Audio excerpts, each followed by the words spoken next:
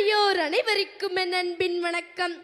முறை செய்து காப்பாற்றும் மன்னவன் மக்கட்கு இறை என்று வைக்கப்படும். அதாவது நீதி தவறாமல் ஆட்சி செய்து தன் மக்களை காக்கும் மன்னன் மக்களுக்கு தெய்வமாக தெரிவான் எனும் வள்ளுவன் வாக்கிற்கேற்ப 17ஆம் நூற்றாண்டில் வாழ்ந்த பாரத மண்ணின் மானம் காத்த சிங்கம், தர்மத்தின் காவலன் சத்ரபதி சிவாஜி மகாராஜ் அவர்களை பற்றி ஒரு சில கருத்துக்களை கூறலாம் என வந்துள்ளேன். சிவாஜி 1627ஆம் ஆண்டு பிப்ரவரி 19ஆம் தேதி சிவனேரி கோட்டையில் ஷாஜி போன்ஸ்லேக்கும் ஜீஜாபாய் அம்மையாருக்கும் மகனாய் பிறந்தார். தாய் ஜீஜாபாய் அவருக்கு சிறுவயதிலேயே ராமாயணம், மகாபாரதம் போன்ற கதைகளை கூறி தர்மத்தை காக்க வேண்டியதின் அவசியத்தை அவருக்கு ஊட்டினர்.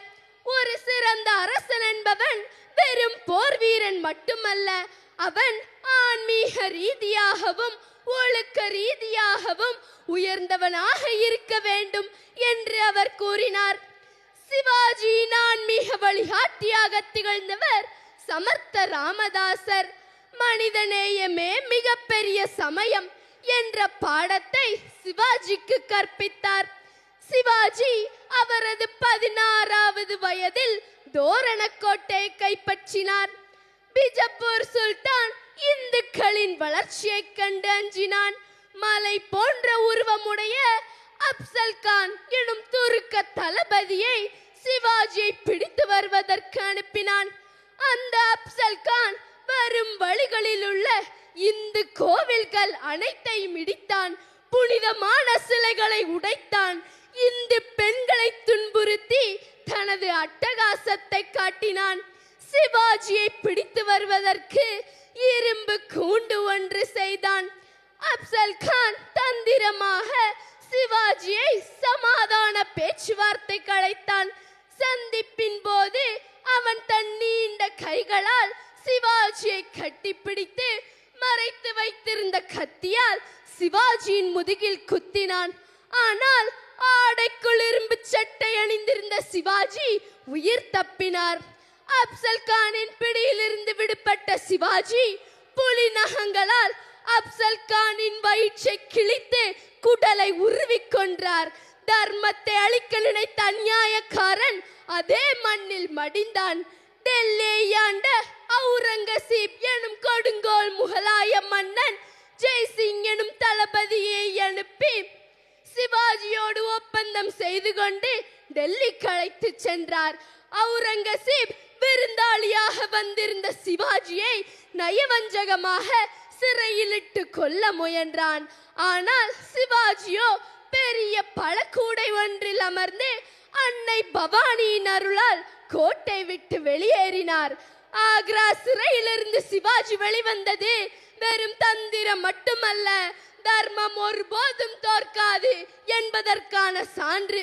1674ஆம் ஆண்டு ஜூன் 5 சிவாஜி ராஜட் கோட்டையில் சக்கரவர்த்தியாக முடிசூடிக் கொண்டார். பின்னர் தென்னாடு வந்து தஞ்சாவூரிலும் செஞ்சியிலும் கோட்டைகள் அமைத்தார். அவுரங்கசீப் இந்து கோவில்களை இடித்து அந்த இடத்தில் மசூதிகளை கட்டினான். மதமாற மறுத்த இந்துக்கள் மீது ஜெசியா எனும் கொடிய வரியை சுமத்தினான். ஆனால் சிவாஜியோ இவற்றிற்கெல்லாம் மாறாக மற்ற மதத்தினரை மிகவும் மரியாதையுடன் நடத்தினார். ஒரு முறை சிவாஜியின் தளபதி கல்யாண் கோட்டையை கைப்பற்றி அங்கிருந்த துருக்கனின் மருமகளை சிவாஜிக்கு பரிசாக அழைத்து வந்தார். அந்த பெண் மிகவும் அழகுடையவள். ஆனால் சிவாஜி அவளை பார்த்து சற்றும் கோபப்படவில்லை. மாறாக எழுந்து நின்று கைகளை கூப்பி, தாயே, என்னை மன்னிக்க வேண்டும், எனது வீரர்கள் தவறு செய்து விட்டனர் என்று மன்னிப்பு கேட்டதோடு அந்த அழகியை தக்க பாதுகாப்புடன் அனுப்பி வைத்தார். பிறன்மனை நோக்காத பேராண்மை சான்றோருக்கு அறமொன்றோ ஆன்றவளுக்கு என்ற வள்ளுவன் வாக்கிற்கேற்ப தூய்மையான ஒழுக்கம் எதிரி நாட்டு பெண்களை கூட தாயாக கருதிய பண்பு, பெண்களின் மீது மரியாதை போன்ற உயரிய பண்புகளை கொண்டிருந்தார் சத்ரபதி சிவாஜி மகாராஜ். சிவாஜியின் புகழ் உச்சியில் இருந்த போது அவர் தனது ராஜ்யம் முழுவதும் அவரது குரு சமர்த்த ராமதாசருக்கே சொந்தம் என்றார். ஒரு முறை அவர் அரண்மனை மாடத்தில் நின்று கொண்டிருந்தார். அப்போது அவரது குரு தெருவில் பிச்சை எடுப்பதை கண்டார்.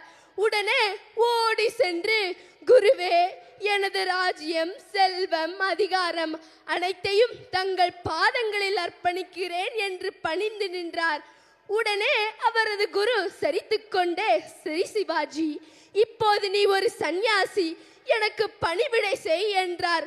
உடனே சிவாஜி சற்றும் யோசிக்காமல் அவரது ராஜ உடைகளை களைந்து குருவின் பின்னால் சென்றார்.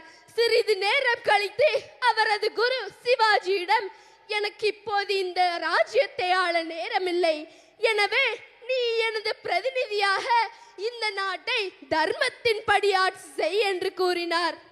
இப்போது நாம் கற்கும் மனிதாபிமானம், நீதி மற்றும் தைரியம் ஆகியவற்றை 400 ஆண்டுகளுக்கு முன்பே வாழ்ந்து காட்டியவர் சத்ரபதி சிவாஜி மகாராஜ். தர்மத்தின் படி வாழ்பவர்களுக்கு தோல்வியே இல்லை என்பதனை நிரூபித்து காட்டினார். எனவே நாமும் நமது வாழ்வில் சமயப்பற்றுடன் பிறரை மதிக்கும் பண்பினை வளர்த்துக் கொள்வோம் என்று வாய்ப்பிற்கு நன்றி கூறி விடைபெறுகிறேன். நன்றி, வணக்கம். ஜெய் ஹிந்த், ஜெய் பவானி வீர சிவாஜி.